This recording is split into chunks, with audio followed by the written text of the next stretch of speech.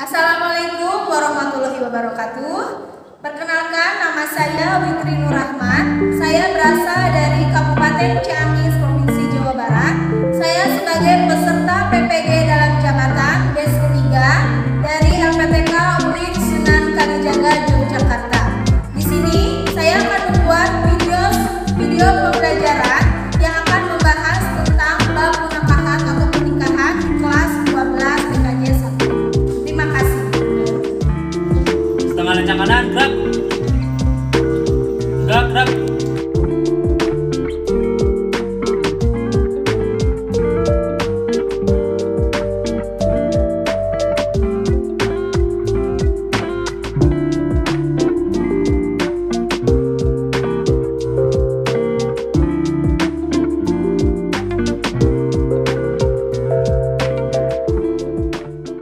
Beri salam.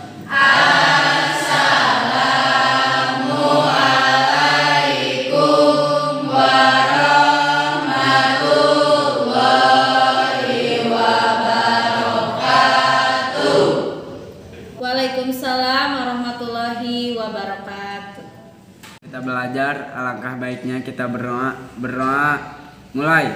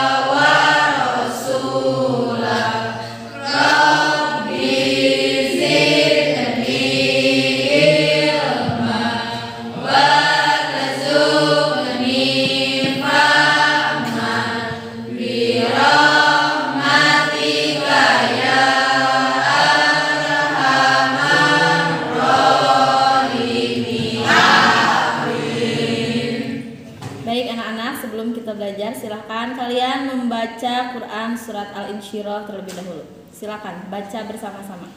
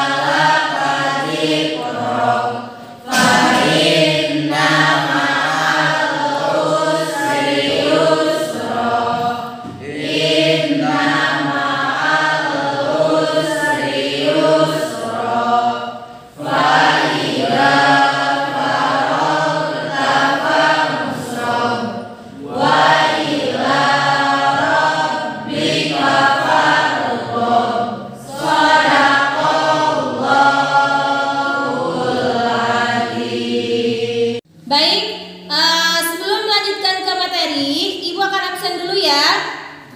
Yang pertama, Adipa, Hadir. Adrian, Hadir. Aji, Hadir, Bu. Alma, Hadir. Anggita. Hadir, Bu. Ya, baik anak-anak, sebelum memulai pembelajaran hari ini, ya, Ibu akan memotivasi dulu semangat belajar kalian. Baik, siapa yang akan memimpin? Saya, Bu. Tepuk semangat. Semangat. Semangat. Lari Allahu Akbar. Luar biasa. Ya anak-anak, sebelum membahas pelajaran hari ini, Ibu ingin ingatkan dulu minggu kemarin itu kita membahas tentang apa? Anak, itu pada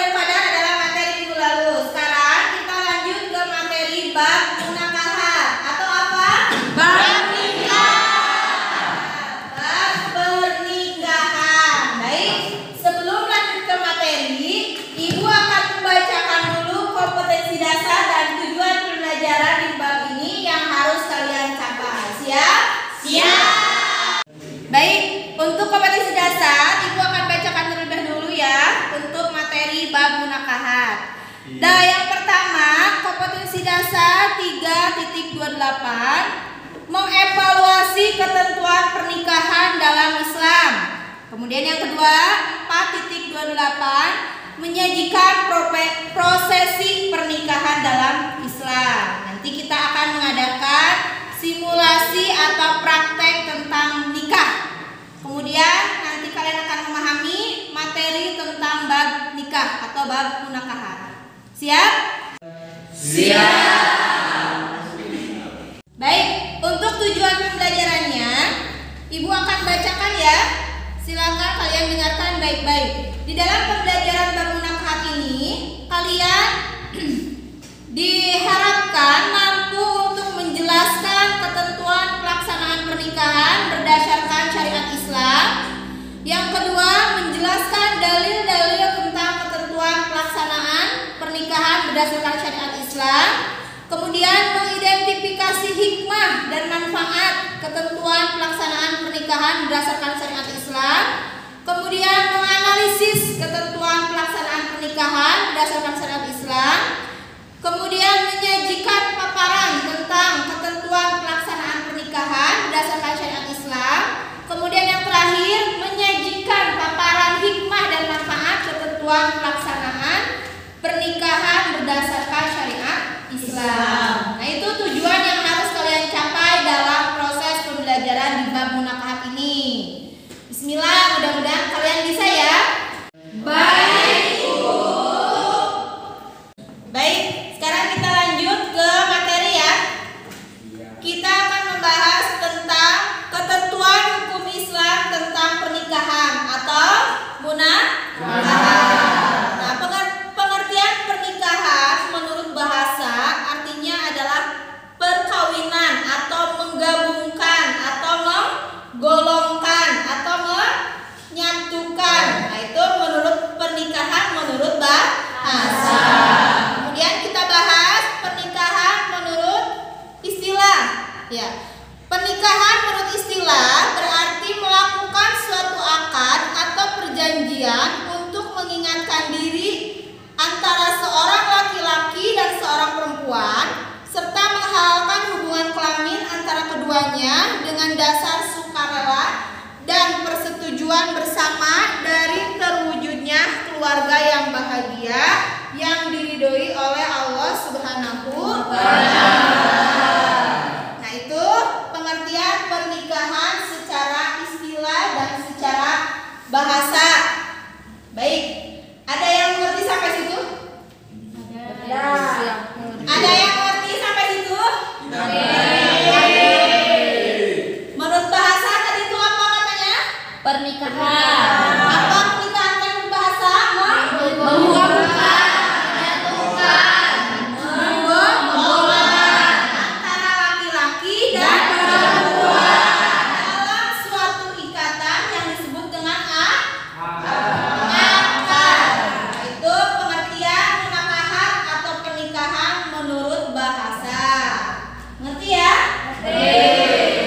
Sekarang lanjut ke hukum nikah atau hukum munakahat. Ada berapa hukum nikah? 4. Yang pertama apa? wajib, Yang kedua? sunnah, Yang ketiga? makruh, Yang keempat? haram. Tahu? Tahu. Nah, itu adalah hukum pernikahan. Baik. Untuk pengertian menikah itu wajib. Nah, wajib bagi siapa? Ya, wajib bagi seorang pemuda yang sudah memiliki kesiapan mental, fisik, dan mampu untuk menafkahi lahir maupun batin, maka hukum pernikahannya adalah wajib. Karena ditakutkan dia terjerumus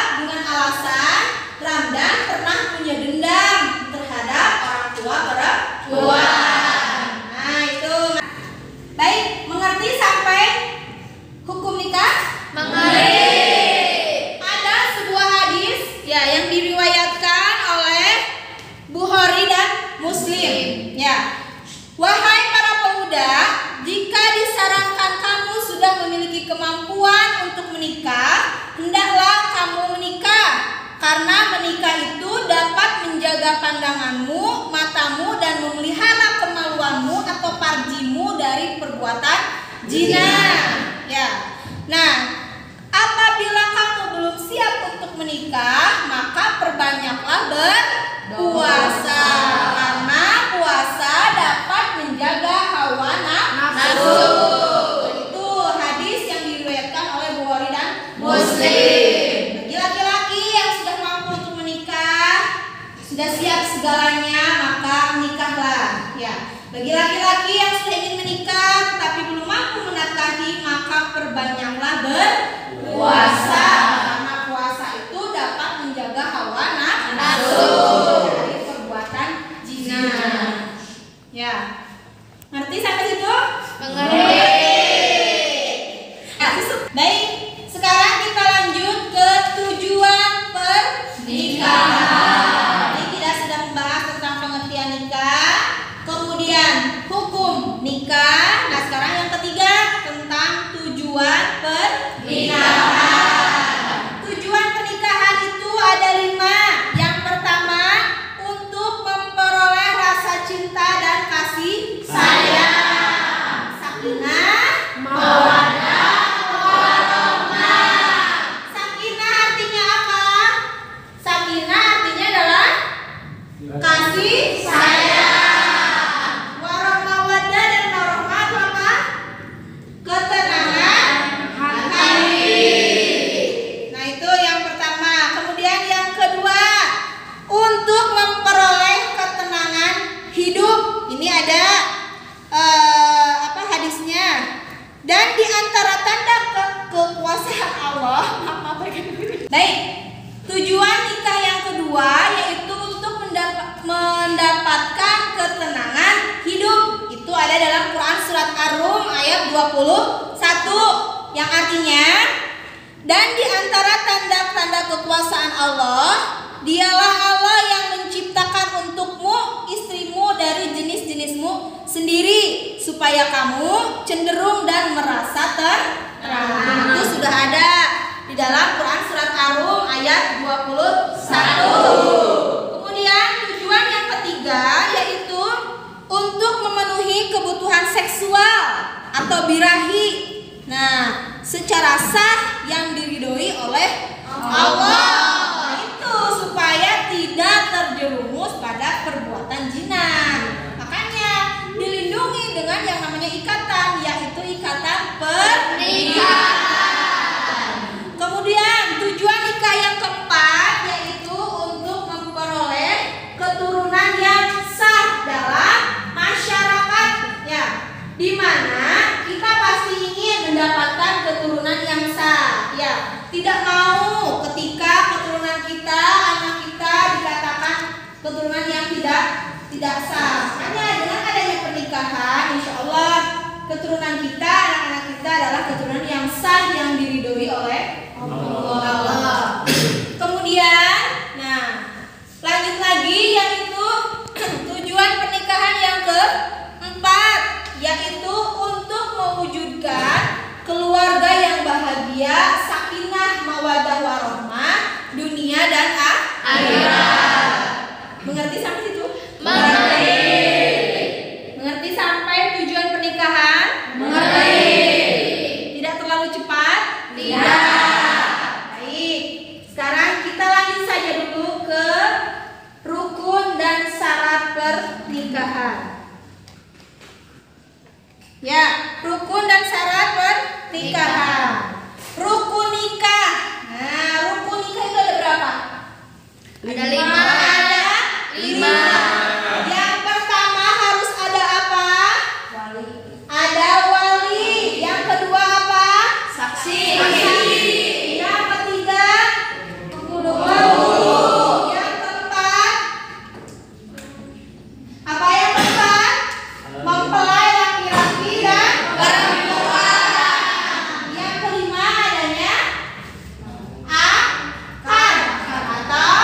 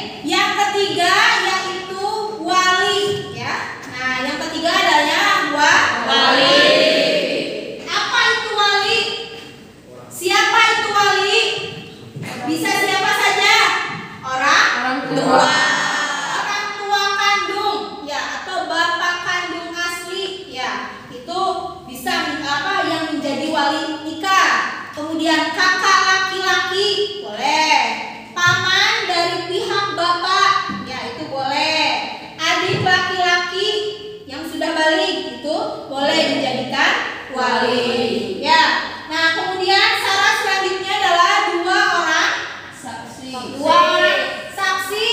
Nah apa ciri-cirinya dua orang saksi? Ada yang tahu? Ada. Tidak. Yang pertama sudah jelas harus berakal sehat. Kemudian beragama Islam. Kemudian dapat mendengar, dapat melihat, dapat berbicara. Tidak boleh yang dijadikan wali itu yang tidak bisa melihat, maaf, itu tidak bisa ya. Kemudian hak wali itu harus adil ya atau bijaksana. Kemudian itu ada dua orang saksi, maaf. Kemudian yang keempat, yang terakhir apa? Yaitu syaratnya yang keempat apa? Ijab qabul atau akad ya. Akad itu atau ijab qabul. Ada yang tahu apa pengertian dari akad? Akad itu apa? Apa? Akad itu adalah ijab qabul atau dalam arti serah terima. Nah itu ya 4 rukun nikah yang harus dilaksanakan beserta syarat-syaratnya ketika akan melangsungkan pernikahan. Tidak sah apabila salah satu syarat tersebut atau rukun tersebut tidak ada ya. Itu untuk menghalalkan suatu hubungan. Itu materi yang Ibu sampaikan di pertemuan pertama dalam bab munakahat. Pertemuan ini ada 3 kali tema. Bab munakahat ini ada 3 kali pertemuan. Ya, kita membahasnya nanti 3 kali pertemuan. Nah, yang pertemuan pertama tadi yaitu tentang pengertian, kemudian hukum, kemudian apa? Rukun, syarat dan tujuan. Baik. Sekarang Ibu akan bertanya kepada kalian. Ada yang mau ditanyakan atau ada yang belum mengerti? Silakan. Bu, izin bertanya. Boleh, silakan Anggita. Apa yang dimaksud dengan ijab? Ya, pertanyaan Anggita, apa yang dimaksud dengan ijab? Sebelum Ibu menjawab, ada yang mau menjawab terlebih dahulu? Silakan. Ya Bu. Ya, Joni, silakan Jon. Ijab adalah ucapan wali dari pihak mempelai wanita yang akan diserahkan kepada pihak mempelai laki-laki. Ya, betul. Baik. Nah, itu adalah pertanyaan dari Anggita. Bagaimana Anggita, bisa dimengerti? Bisa. Baik. Pertanyaan yang kedua, ada yang mau bertanya? Silakan. Saya Bu. Ya, Ramdan, silakan. Apa yang dimaksud dengan qabul itu Bu? Apa yang dimaksud dengan qabul? Ada yang bisa menjawab sebelah sini? Tidak. Tidak ada. Sebelah sini yang bisa menjawab? Tidak. Baik. Ya, Sandy silakan. Qabul adalah ucapan mempelai laki-laki sebagai tanda penerimaan. Ya, qabul adalah ucapan penerimaan dari pihak laki-laki sebagai tanda penerimaan. Baik. Bisa dimengerti? Bisa. Baiklah. Nah, sekarang Ibu akan membagi kalian ke dalam beberapa kelompok. Ya, tujuannya nanti kalian bisa melihat video yang Ibu tayangkan. Kemudian silakan diidentifikasi, kemudian dilihat dan nanti kalian bisa menyajikannya dalam bentuk praktik pernikahan. Siap? Siap. Baik, karena ini ada berapa orang, kita bagi saja ke dalam 4 kelompok. Ya, silakan bergabung dengan kelompoknya masing-masing. Baik, silakan sekarang presentasikan dari tiap kelompok. Enggak, kelompok 2 dulu. Presentasikan, silakan Randi. Jadi untuk pernikahan sudah dijelaskan bahwa ada rukun, syarat dan tujuannya. Bisa kita pahami bahwa pernikahan itu melalui